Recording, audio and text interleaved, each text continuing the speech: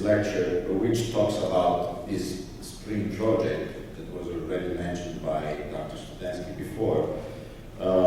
It was the project designed in answer to the proposal, the call for proposal launched by IMI. IMI is the Innovative Medicine Initiative, which is an agency in Brussels that is funded by the European Community, 50%, and 50% by FPI, which is the Association of the Drug Industries.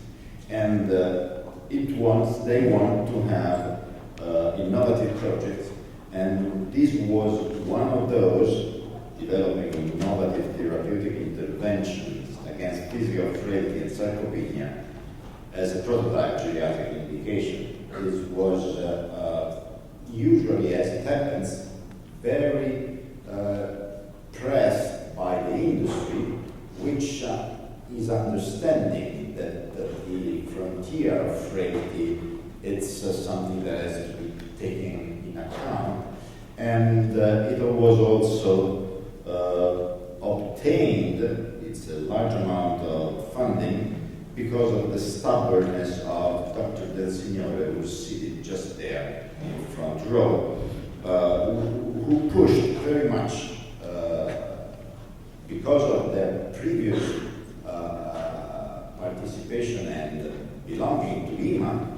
So, having this large vision, IMI wanted to have something against physical frailty and sarcopenia. Usually they take care of diabetes, hypertension, cancer, you know, the traditional stuff.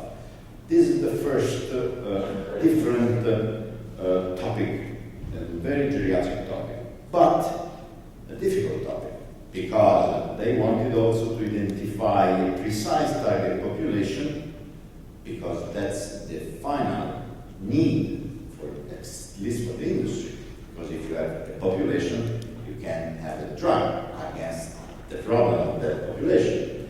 And second, they also wanted to have an operationalization of what it's told by the industry to be very vague, which is frailty. Frailty for the industry, it's just a word.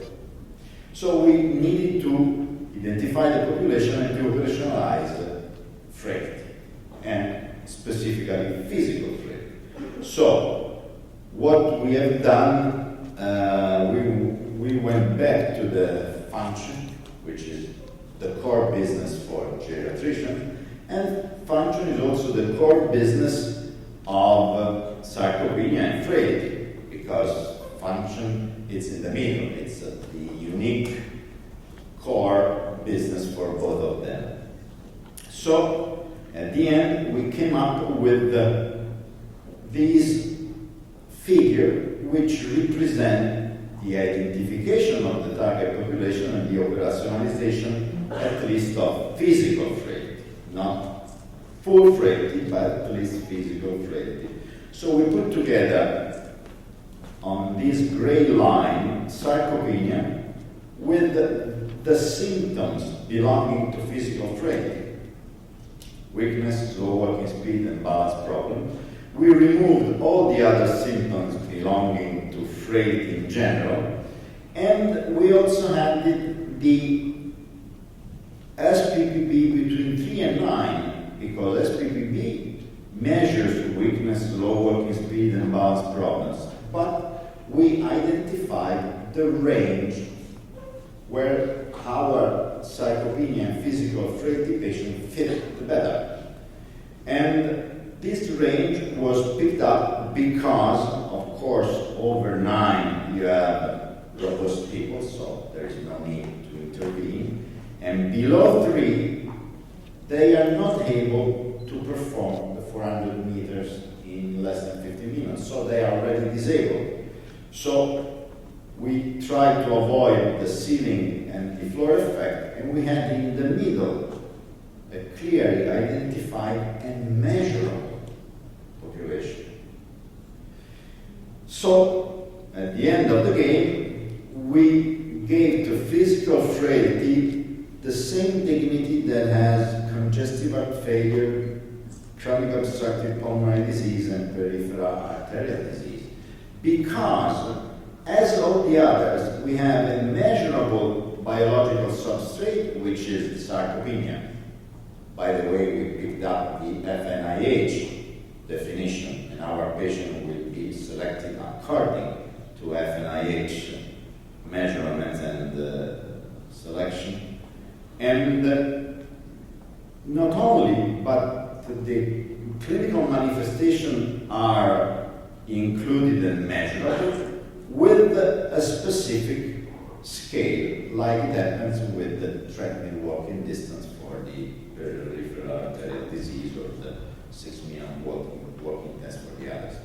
So we try to gain to physical frailty and sarcopenia a dignity that could be accepted also by the daily clinician.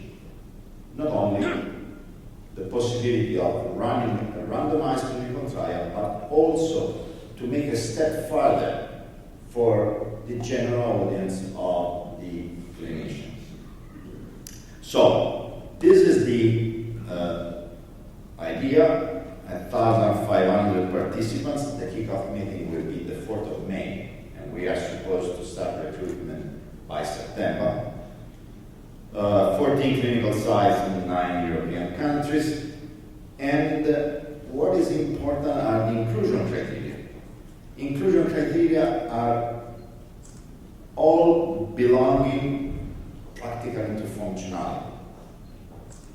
And I believe that after the life trial, I don't know if Marco is here, but after the life trial, we are trying to tackle the multimorbidity issue, having this high focus on function. So we don't include in the randomized clinical trial a disease. It's impossible to include multiple diseases, but it's very possible to include the function or the final effect of those multiple diseases. And we can finally start to study our old patient. So these are the exclusion criteria, which are very, very simple. And we have as a primary outcome the 400-meter walking test, which is the cut off before disability. We don't want to have disabled patients, they have another pathway. We want to have patients on which we can still intervene. And these are the patients that we selected with these multi-component intervention. Physical activity intervention, which was totally based on the results and on the protocol by the life trial that, as you know, was successful in preventing major mobility disability via physical exercise. But we also added to the physical activity intervention, the nutritional assessment and dietary intervention. Each patient will be carefully followed by the dietitian to have the proper amount of proteins, the proper amount of D vitamin, etc. And also we have the ICT intervention to take care of these patients and eventually reinforce the adherence to the intervention. Of course, the control group will have the educational intervention, and we believe that it's possible that with SPRINTT we open a new pathway to study these patients, to tackle multimorbidity, to prove if an intervention is effective. But since we have a precise population in the future, other intervention can be pushed, and probably drugs will be used if our population will show that it's able to be changed by the intervention. So this is, I try to save time. This is SPRINTT, and these are the final conclusion. We have the operational identification of physical frailty. We have a population. we have another chance to measure and to see if the 400-meter walking test is effective as we believe. We expect health benefit with the prevention of disability through the multi-component intervention. And we have a population that will be usable in the future as a comparator for any kind of other intervention we want to do. And these are more information in the site where all the results will be step-by-step implemented.